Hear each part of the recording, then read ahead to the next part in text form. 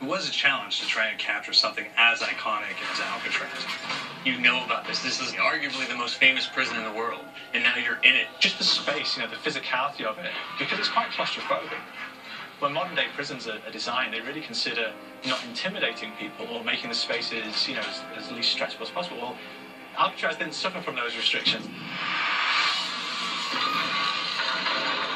They did the research, they went out, studied Alcatraz, not just from books or internet. They were actually there to feel the environment, so it really sets a mood that gets you a little spooked.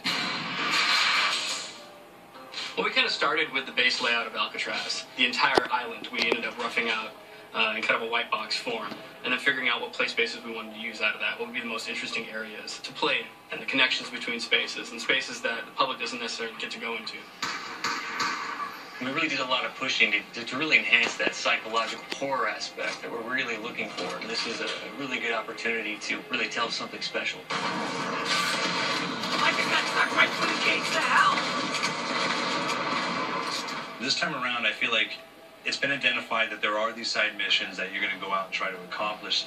Al and the rest of the groups put together this escape plan, but the point is to get the parts and assemble this plane so they can get off the island. We did something new for the first time. We have actually contextual music that goes off. So that's the first for zombies.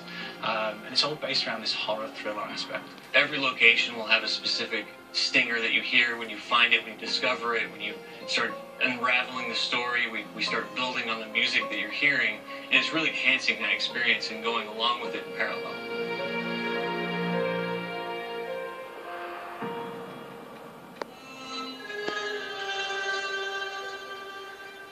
Because we wanted to embrace this kind of horror thriller element, we wanted character actors, guys who could really embody someone and then convey emotion. So that's why we went for guys like Ray Liotta, getting in that kind of guy, we wanted a frantic nature. So he plays a character called Billy Handsome, who's this kind of psychopath who would be employed by the mob to kill people in interesting ways.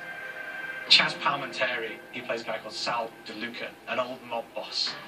Michael Madsen playing Finn O'Leary. He's kind of worked himself from the floor, from the streets, got his hands dirty and there's blood in the guts a couple of times. And then we had Joe Pantoliano, and he plays Arthur Arlington, who's nicknamed the Weasel. Those guys, they bring a quality and a subtlety and timing that you can't really identify or try to recreate. Bring it on! Go fast! You start off in the afterlife mode, and that's just going to be what's going on. You're going to try to solve the mystery from the second you start. Afterlife, to me, brings a new element, like a new puzzle element. Forces me to think a little bit more, or look for the clues, or kind of think of zombies on a slightly deeper level. You see clues throughout the map that tell you, perhaps if I'm in the afterlife, I can interact with this object, or there's some puzzle going on here that I need to be in the afterlife. Back east, I whacked a dirty dentist with one of these. Took forever. Alcatraz has a Civil War kind of fort background before it turned into a penitentiary. And so we had this kind of backstory, the idea that the warden would have collected Civil War weaponry. And one of them is a blundergat. It's a fictional weapon, but the idea of the combination between a blunderbuss and a Gatling gun. And possibly, there might be a way of upgrading it to a more fantastical weapon that the players may find.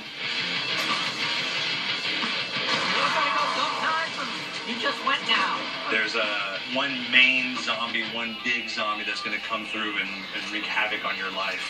He'll lock down the perk machine, he'll close down the box, so you have to pay to get that open again. So you don't want him to interfere with your process. Now's a good time to pick a fight.